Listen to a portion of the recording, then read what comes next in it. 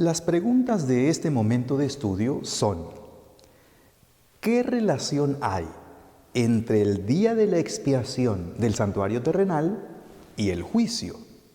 ¿Existe algún vínculo entre ambos acontecimientos? Ya sabemos que el día de la expiación era una de las solemnes fiestas del calendario ritual anual de los hebreos, pero ¿tiene eso relación con el escatológico evento llamado juicio final? La lección de este día presenta las ligas que unen ambos acontecimientos a la luz del plan de la redención. Consideremos las siguientes declaraciones acerca del día de la expiación en su relación con el juicio final. Número 1. El día de la expiación o Yom Kippur del santuario terrenal era un tipo de la expiación del santuario celestial, es decir, la señalaba, era la sombra de una realidad que vendría al fin del tiempo. El comentario bíblico adventista lo dice así: el templo terrenal es imitación del templo celestial.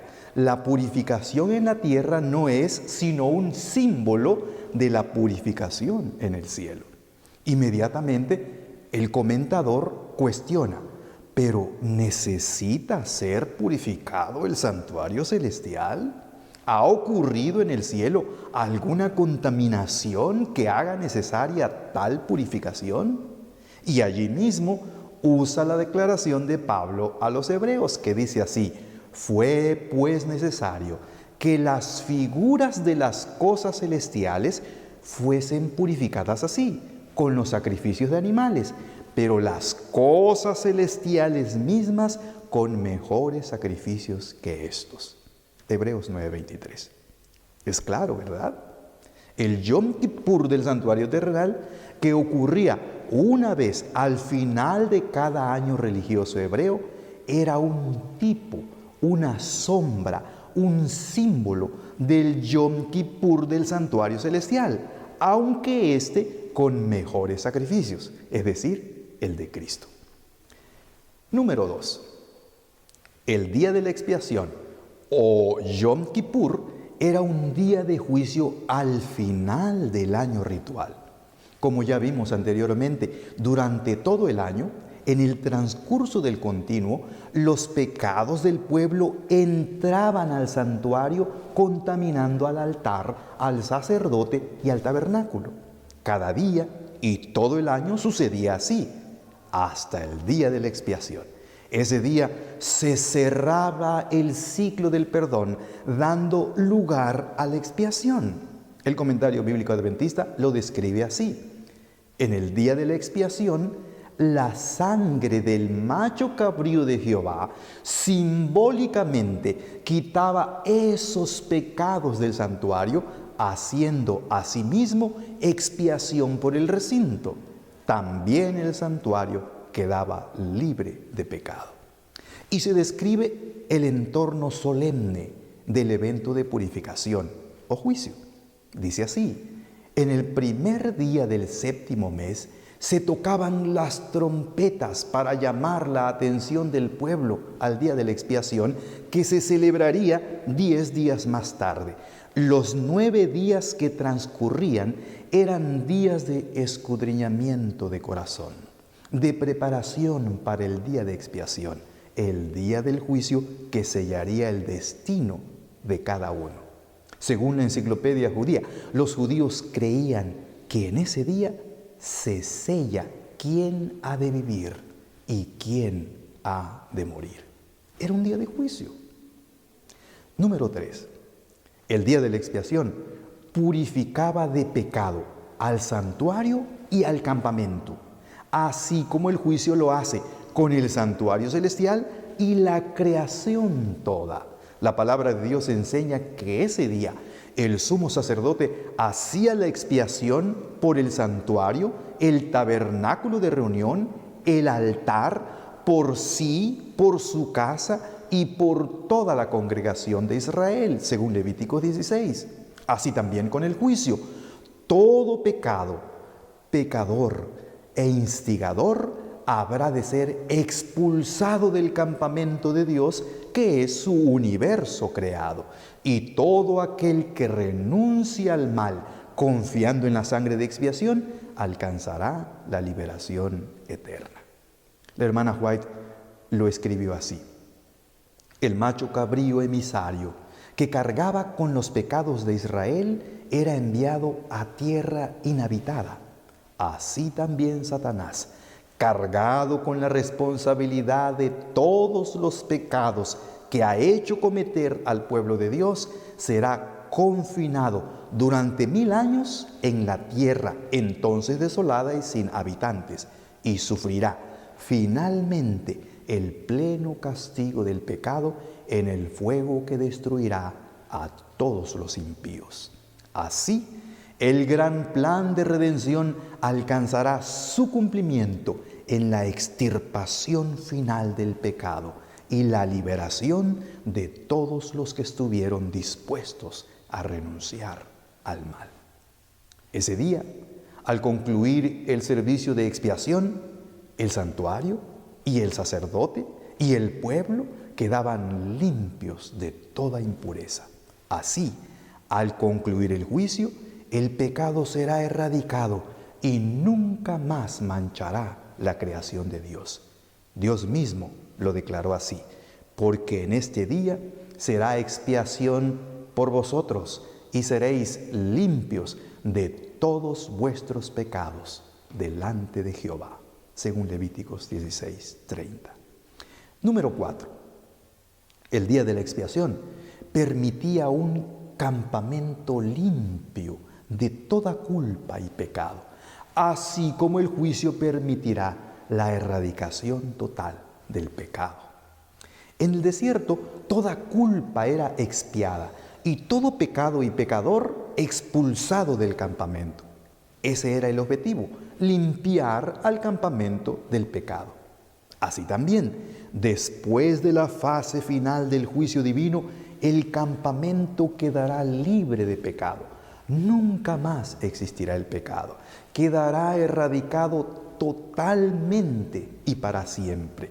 Así como quedaba limpio de pecado el campamento al terminar la expiación. Así declara el comentario bíblico adventista.